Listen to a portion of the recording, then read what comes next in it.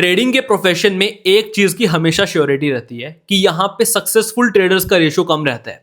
Reports के according 90% लोग जो ट्रेडिंग शुरू करते हैं वो अपना पैसा गंवाते हैं और सिर्फ 10% लोग ही हैं जो पैसा कमा पाते हैं। यानी कि हर 10 में से सिर्फ एक इंसान सक्सेसफुल बन पाता है, बाकी 9 लोग अपना पैसा गंवाते हैं। आज इस वीडियो में मैं आपको एग्जैक्टली बताने वाला हूं कि आपको उस टॉप 10% में उस एक इंसान की कैटेगरी में कैसे आना है।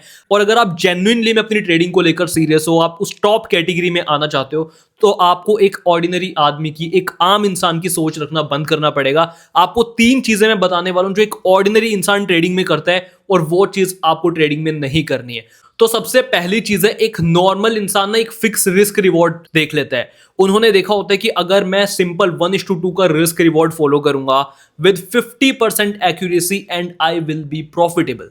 अब देखो, थ्योरेटिकली ये चीज एकदम ठीक है, सुनने में बहुत ठीक लगता है कि यार अगर मैं 1:2 का रिस्क रिवॉर्ड ले पा रहा हूं, 50% की भी एक्यूरेसी निकाल पा रहा हूं, तो मैं मार्केट में प्रॉफिटेबल बन जाऊंगा अगर मैं इस चीज को फॉलो करूं।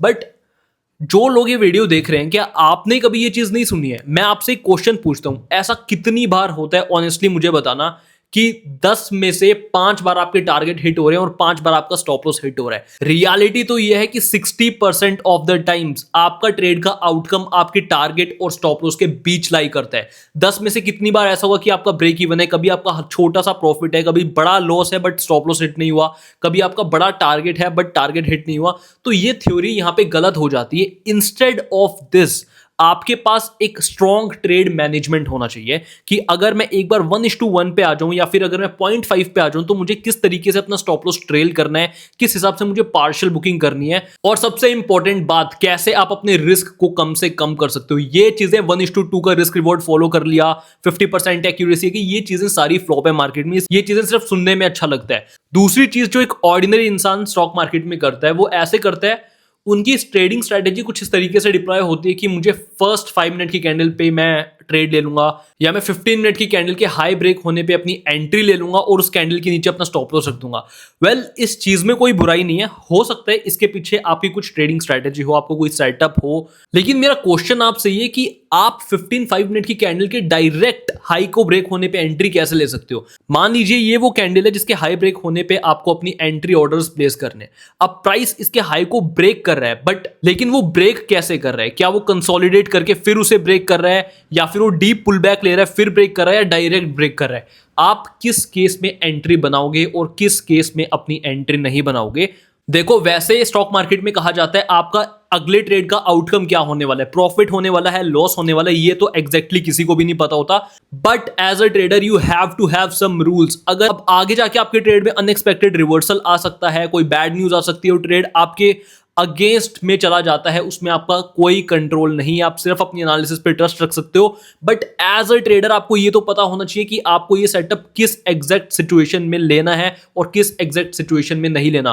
फॉर एग्जांपल, अगर मैं 15 मिनट की कैंडल के हाई के ऊपर अपनी एंट्री बना दूंगा, लेकिन वो 15 मिनट की कैंडल मुझे एग्जैक्टली सपोर्ट पे चाहिए, या फिर किसी इंडिकेटर के ऊपर चाहिए, किसी राउंड नंबर पे चाहिए, या फिर उसके पास कोई लिक्विडिटी स्वीप हुआ है, ये सारी चीजें आपको पता होनी चाहिए। आप सिर्फ ऐसे नहीं कर सकते हो, एक 15 मिनट की कैंडल का हाई ब्रेक हो गया और मैंने एंट्री ले ली है।